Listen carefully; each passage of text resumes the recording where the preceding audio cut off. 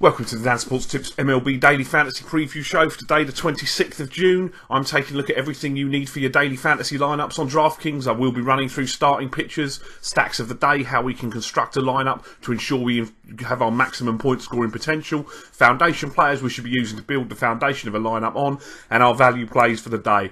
I will start a starting pitcher. Look, there's a lot of pitching around today. You don't need me to tell you whether or not Clayton Kershaw, Johnny Cueto, Jose Fernandez, Chris Sale are startable. They all are, we know that. I'm going to look a little bit further down the list at Tanner Roark of the Washington Nationals for 9,900. He's in for the injured Steven Strasburg. Roark is consistent, pitching at least 6 innings in 12 of his 15 starts this year. He isn't elite for strikeouts with 82 in 93 and 1/3, but he should see a spike against the Brewers team that ranks number 2 in baseball today. I think Roark's going to have a fairly decent day, and certainly 9,900 is decent value. Looking a bit further down, Anthony DeSclafani of Cincinnati for 8,100. Fresh off the disabled list, I think he's only made 3 starts. The last one was a good one, 6 strikeouts, 7 innings against the surging Texas Rangers. There's another nice matchup today against the Padres, who do strike out a lot. The Friars have been playing well, but the run of left-handers, who they do hit well, is over now, with DeSclafani being a right-hander. Will be an emotionally charged day at Great American Ballpark today, with the retirement of Pete Rose's jersey and him being inducted in their Hall of Fame as well. I like the Reds' chances for a win against Perdomo, so that adds upside for DeSclafani at a decent price that will enable you to get involved in some of the hitting later on. And Drew Smyly of the Tampa Bay Rays is an upside play for 7,900. The lefty has got an excellent record both against the Orioles and at Camden Yards. You wonder if the banged up Rays can actually end their double-digit losing streak here, but Smyly offers excellent strikeout production. He's got 94 and 84 and 2/3. If he can avoid the walks and the home runs that have emerged recently, then the upside with this play is tremendous. Looking at our stacks of the day, obviously it is a Coors Field day. I'm probably going to swerve Coors myself. Probably going to stick to tournament play today.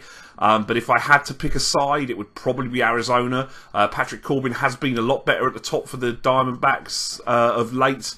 And while Chad Bettis has been fairly good for the Rockies as well, he has averaged allowing 4 runs per start in 3 of them against the Snakes this year. The Chicago White Sox, this stack will need to check the weather because there are some storms forecast around Chicago today.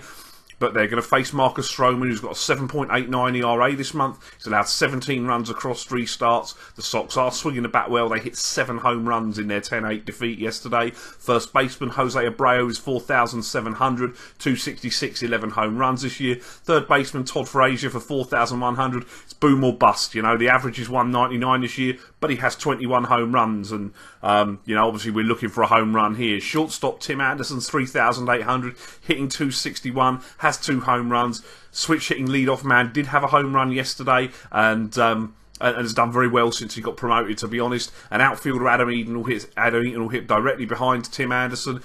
He will hit from the right side of the platoon. He hit a home run yesterday as well, taking his numbers to 282 with 4 home runs on the year. The Washington Nationals.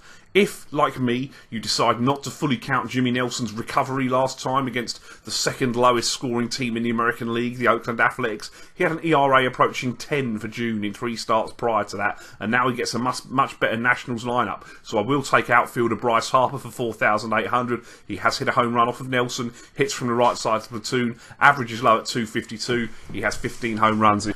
Daniel Murphy at second base is 5,100. He hits from the right side of the platoon, leads MLB in batting average at 354 and has 12 home runs this year. And catcher Wilson Ramos, one of the better in the game, is 4,800.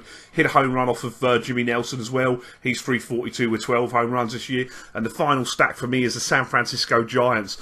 The wheels have well and truly come off for Aaron Nola after a solid start to the year. He's got a 15.83 ERA in his last 3 starts. The Giants have got plenty of hitters who are left-handed on the right side of the platoon in this matchup. I'll take first baseman Brandon Belt for 4,800, 304, 10 home runs, platoon advantage. Second baseman Joe Panik's 4,600. He's hitting 259 with 7 home runs, also hits from the right side of the platoon. And shortstop Brandon Crawford is 3,800. He's only hitting 259, 6 homers, also has the platoon in the matchup. For my foundation players, at first base it's Paul Goldschmidt of Arizona, 5,500. Coors Field has a home run off of Chad Bellis, 300 hitter with 14 home runs and has been steadily heating up this year. Second baseman's got to be Jose Altuve of Houston for 5,100. Had a heck of a day yesterday, almost hit for the cycle, offers you complete production. Ian Kennedy has allowed some home runs lately. He is better at home than at court than he is on the road though. Altuve does have a home run off of Kennedy. He's hitting .348 with 13 homers and 18 steals this year. He's gone deep in 2 of his last 3 games. At third base, I'll take Nolan Arenado of Colorado for 5,100. Has the platoon advantage over Corbin, who has had some home run problems this year. Arenado has 21 of those and also a .298 average. My shortstop's Corey Seager of the Los Angeles Dodgers for 5,300. Has the platoon advantage over rookie pitcher Chad Kuhl in the nationally televised game today.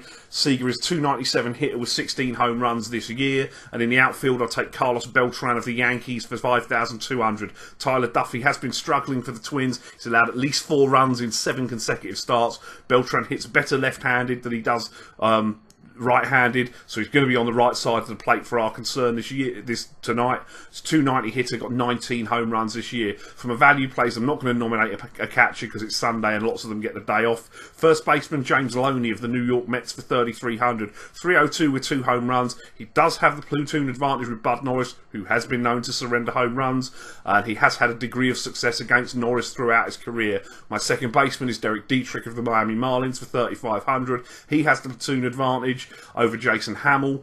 .294 hitter, 3 home runs.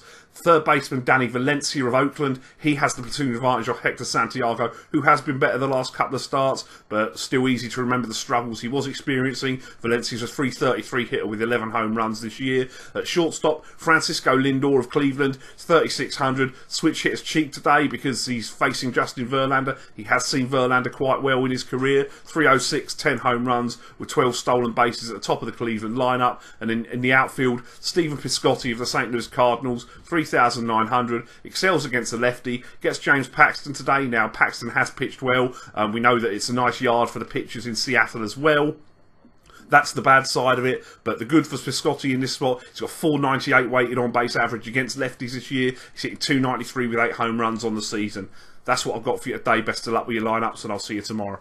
Thanks for watching the show. Don't forget to like the video. Hit me up in the comments with the daily fantasy plays you like today and press that subscribe button. Follow me on Facebook and Twitter. I will be here all MLB season and through the NFL season with daily fantasy sports advice. If you haven't signed up yet, or you're interested in starting to play daily fantasy sports, please click the link in the description for this video and that'll take you where you need to go to start playing with DraftKings today. Best of luck with your lineups and have a great day.